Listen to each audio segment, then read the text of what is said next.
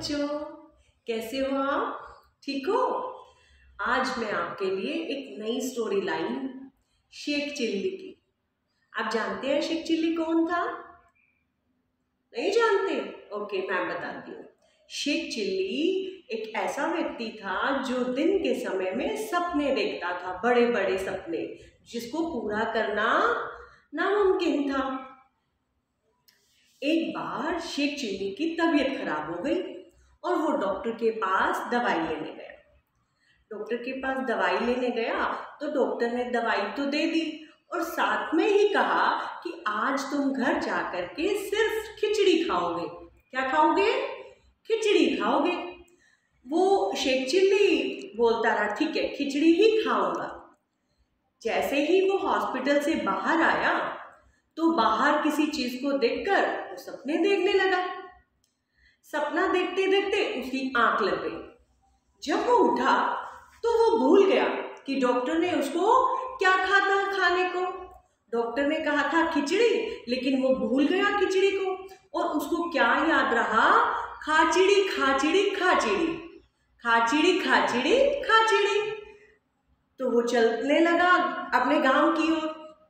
रास्ते में कुछ खेत आए।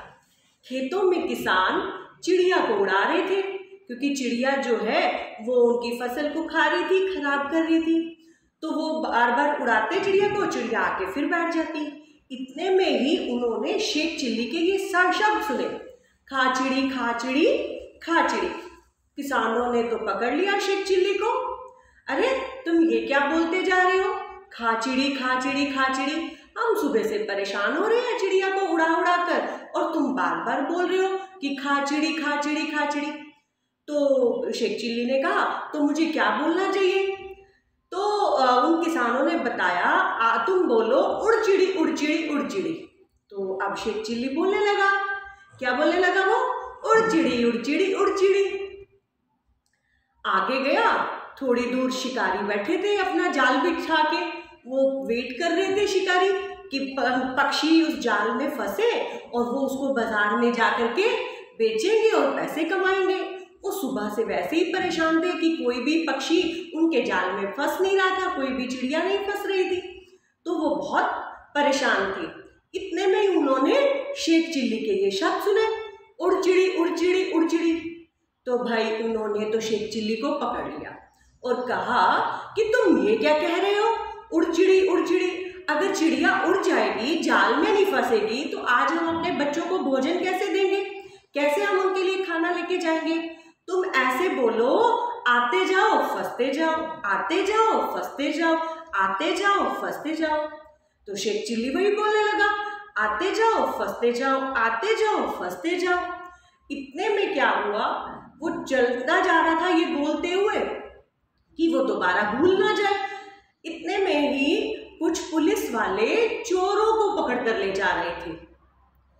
अब चोरों ने ये सुन लिया, चोरों के सरदार ने जो उनसे भाग रहा था, पुलिस वालों का हाथ छुड़ाकर चोर भाग रहा था और उस चोर ने ये शेख चिल्ली के शब्द सुन लिए, आते जाओ फंसते जाओ, आते जाओ फंसते जाओ।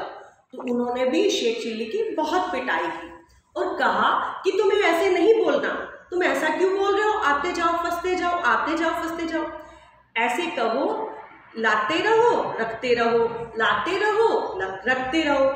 तो अब शेख चिल्ली ने फिर लाइन बदल ली, वो यही बोलने लगा, लाते जाओ रखते जाओ, लाते जाओ रखते जाओ।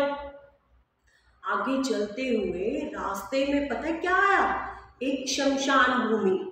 आप जानते हैं शमशान भूमि क्या होता है? जहां पर डेड बॉडीज को ले जाकर जलाते हैं। और वहां पे कोई इंसान शव यात्रा जा रही थी। उन लोगों ने सुन लिया कि लाते जाओ रखते जाओ, लाते जाओ रखते जाओ।